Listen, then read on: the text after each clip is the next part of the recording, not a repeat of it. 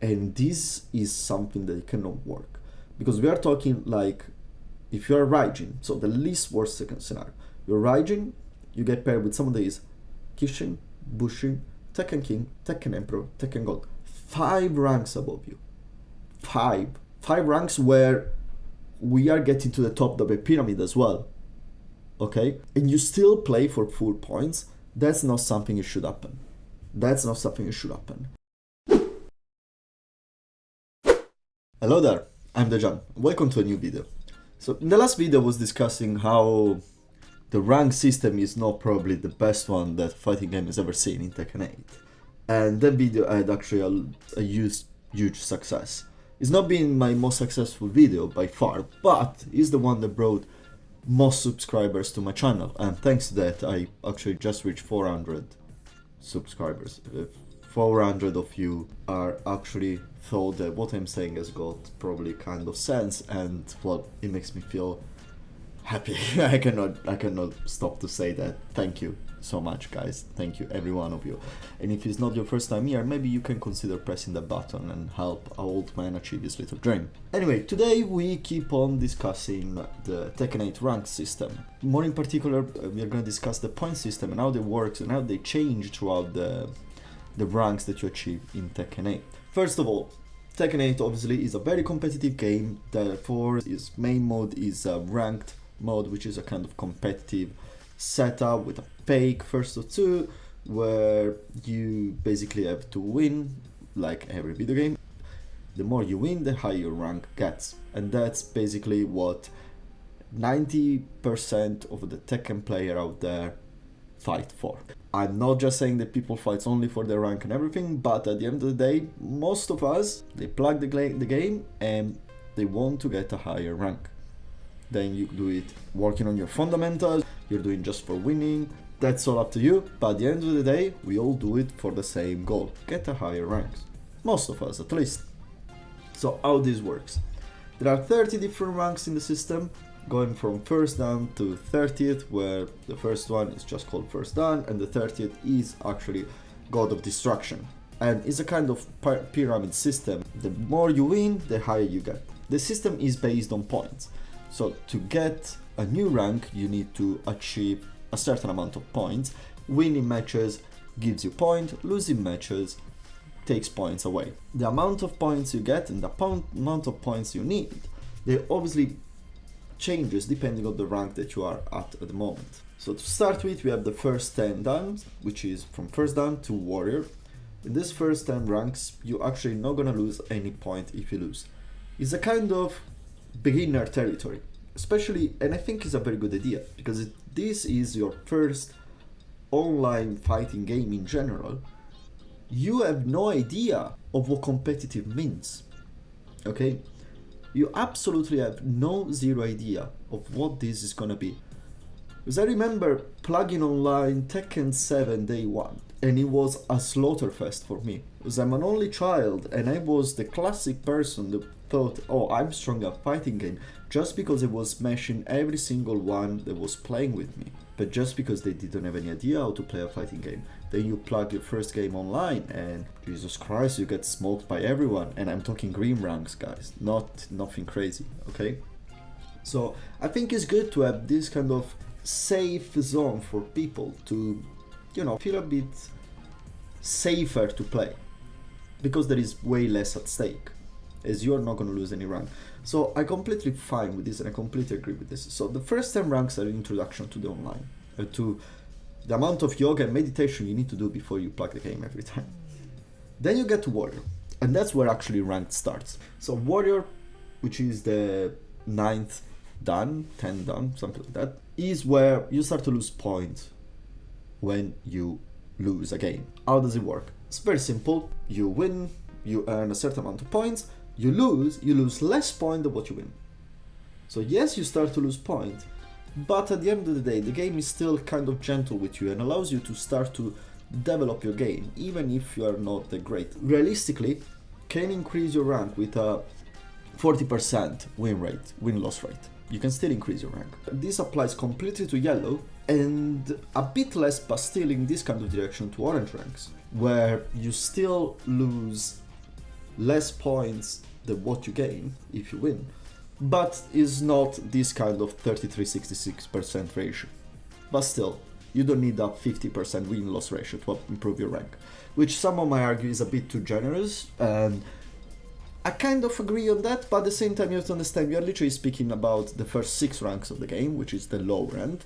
So, it's understandable. It makes it good for a system, because if you look at this on the Bandai point of view, of the businessman point of view, you want to give the feeling of victory to everyone, but you have to give it in a different way. Because obviously, if you just apply you win and lose the same amount of points, you gain and lose the same amount of points to every single rank, you're gonna have a very competitive system that is just gonna feel very oppressive to everyone.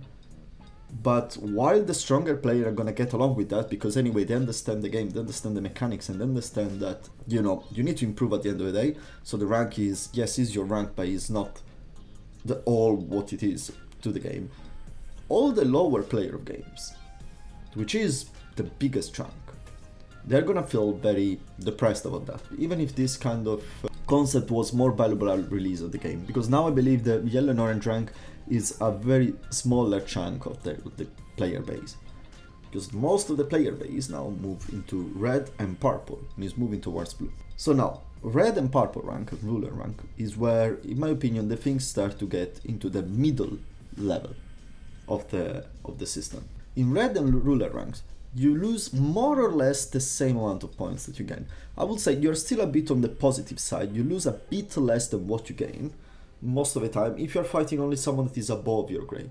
If you're fighting someone that is equal or below your grade, you're gonna lose the same amount of points. So this basically moves the scale to needing a kind of 50% win-loss ratio to improve.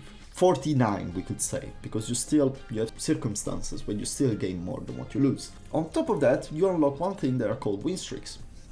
So win streaks are very simple. You win 3 games in a row against someone that is -1, equal or +1 to your rank, and you get a bonus points, which you basically get double points, because this bonus equals to what you would gain if you beat someone of your same grade.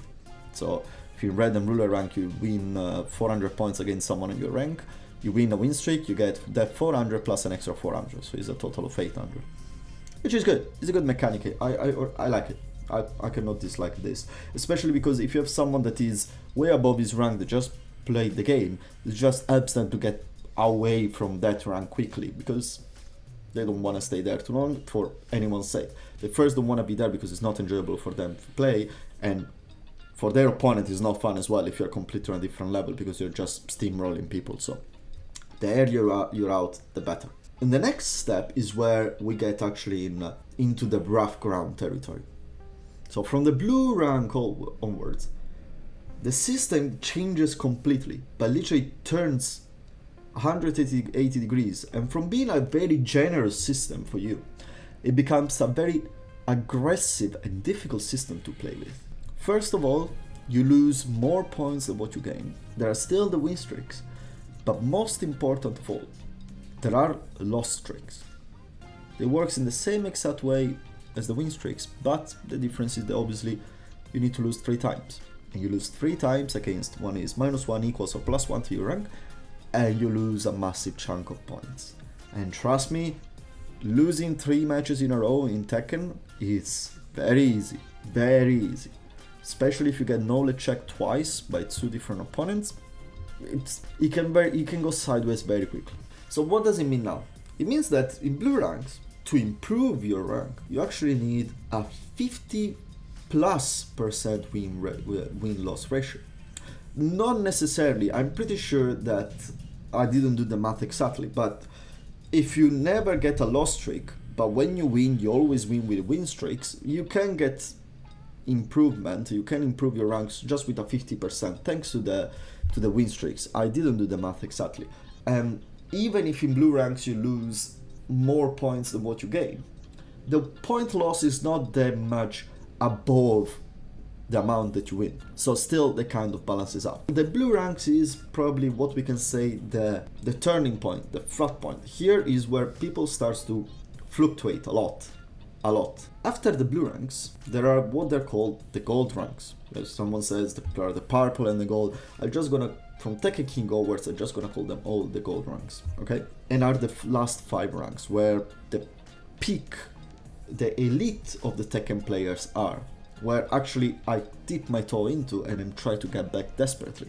Now, when you get to Tekken King onwards, the game changes completely. Every single rank is basically its own category in the consideration of point changes, how much you get and how much you lose. But to be more precisely, everything that applies to the blue ranks applies to the gold ranks as well, with one difference.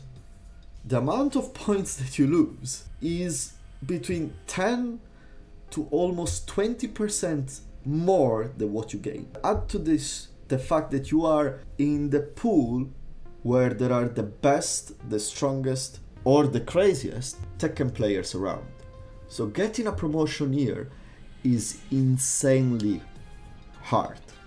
Insanely hard. It's brutal, especially if you consider these loss streaks. And this wraps it up for basically how the rank system works. So one more thing that I need to add is every time you change color, and when you get to the gold rank, every time you change rank, the amount of points you need to achieve to improve your rank increases.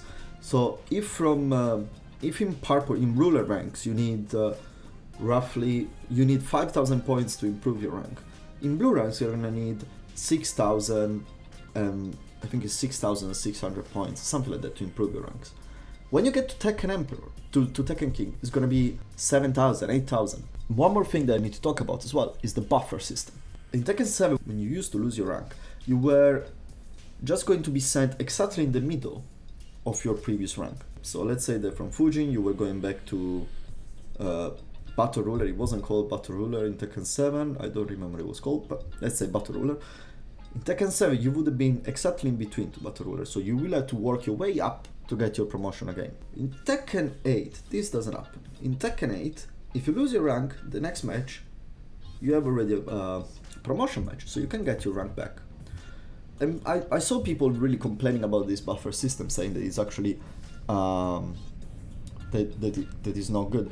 I think it is a good thing, because it makes harder to lose the rank that you actually achieved. But at the same time, it balances out, especially from blue ranks onwards, for the very aggressive system that there is in play, where you lose more than what you gain. So I'm honestly pro on this system. I still think there is some exploit potential to just get a tactical demotion to then get promoted back, because you get a buffer as well. When you get promoted, you get an extra 500 points, let's say, so you are not in demotion match straight after your promotion. But at the same time, trust me, if you get demoted and then you lose in the next match, you lose back to back twice, you are basically back to square one. Now this is very simplified how the point system works into Tekken 8. Now what are, in my opinion, the two biggest issue with this system? The first one, and I've said this in the past and I will never stop to say it until this gets changed, is the fake first to two system. That's the most exploitable things you can get. So in Tekken 8 they added this first of two kind of tournament simulation system, where you have match, rematch, and then eventual final match, and that's it, no rematch. And I agree with this, because it keeps rotation and it keeps and it makes you experience a lot of different players. I'm perfectly fine with this. What I don't like is the fact that it's not forced. So what happens in a heavy knowledge game like Tekken is that you might have players that play characters like Ling, like Yoshi, or you could say even Victor, or like very heavy stance character, knowledge check characters. But especially with characters like Yoshi, you can see this happening. You have these kind of players where they have very strong flowcharts. Okay, they play in autopilot and they play very non-fundamental Tekkens, and they get up to Tekken Emperor. And I've had them every day, especially when I go on quick match and meet them every day. They get to Tekken Emperor and they are there because they have the very strong flowcharts. Because of these very strong flowcharts, they win the first match, and they have the knowledge and the cleverness, this is very Italian, the cleverness to understand if their opponent is adapting or not. And in that case, they just cancel. They cancel, they got their victory, they go to the next match. So they can select their victories basically, almost in a way. And I think this makes it up for a very exploitable system. I'm not someone that does like this. Sometimes I get smoked by someone, I take the rematch anyway, and guess what? You win 3-0. It's impressive how it just happens, you know. And this I think is one of the first things that the game needs to change. And the second one is, and this is as well the biggest issue related to the point itself, and this is very big. So if you fight someone that has less great ranks than you gradually gain less points, okay? But you fight someone that has more ranks than you always play for maximum points. Up to the point that sometimes you might be a low blue rank, so Fujin or Raijin, and you get paired with a Tekken god, and this happened to me. And obviously it wins, because the difference in skill between those ranks is abyssal, and you still lose full points. And this is something that cannot work, because we are talking like, if you're Raijin, so the least worst second scenario, you're Raijin, you get paired with someone that is Kishin, Bushin, Tekken King, Tekken Emperor, Tekken God, 5 ranks above you. 5 ranks where we are getting to the top of the pyramid as well, okay? And you still play for full points. That's not something that should happen. That's not something that should happen. Ranks are not single badges, obviously. Ranks are kind of zone when you stand. I am not, let's say you're a Kishin player, at the moment I'm in Kishin. It doesn't mean that I'm always in Kishin. If I have a bad day I can go back to Raijin, but I can go back to Bushin very quickly. It's a zone where you fluctuate. So I completely agree that 2 ranks, 3 ranks on this kind of level, on the high level, 3 ranks above you is a lot, but arguably you could say 3 ranks above you, you can still play almost maximum the points. I agree with that. But 4 or 5 ranks above, still play for all of your points? That feels a bit unfair. And this is like something that I'm surprised that it's not being patched yet, because this is a very simple patch to put in. And I still think the rank system eventually is gonna get, not now, it's gonna be next year, it's gonna be season 2. I said it in the past, and I double down on this, in season 2 it's gonna happen. There is gonna be a rank reset and a change in the system.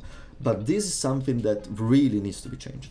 This in particular. Because it's very much ruining the experience for a lot of people, especially because the matchmaking is based on prowess, and I did a full video on this. You should go definitely check it out. If you put these two things together, it really makes it for, on a certain level, a very difficult experience. Because if you play a wide variety of characters, but you're not that crazy strong in fundamentals yet, your prowess is going to be very high, and you might get paired with a Tekken God. And you can lose 1,000 points in 2 matches. It's, in my opinion, this is just bonkers, is just so punitive in a system that is already not gentle with you. So let me know what you think down below. I honestly want to hear your opinion about this, as usual, as most of my video always a nice place where there is a lot of discussion about these things. Just please, let's keep it like this. It's great to see how much involvement there is under this kind of video of mine. For future, I officially subscribed to the VS Fighting event, so that's the biggest video I planned yet. I still don't have anything settled. It's gonna be a bit more of a vloggy video, but it's gonna be out in a month. I wanna try to make something bigger, and I wanna make something that gives you an idea of how it is to participate to a big tournament as, you know, a little player. And just that maybe some of you might find the little touch of bravery that is missing to do that step and participate to their first tournament. For the rest, I've been the John, you've been awesome as always, and I'll see you next time. Ciao!